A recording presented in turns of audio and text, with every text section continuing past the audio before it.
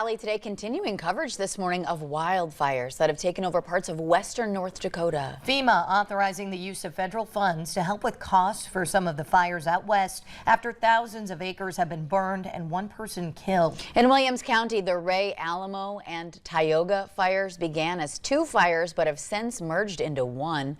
At last check, that fire was 90% contained. Crews are fighting active flare-ups, though. 26-year-old Johannes Nicholas Van Eden of South Africa was killed, and another is in critical condition. In McKenzie County, the Bear Den fire has burned more than 15,000 acres and is one of the fires now receiving federal funding. At last check, that fire there is 0% contained. No injuries reported so far, though.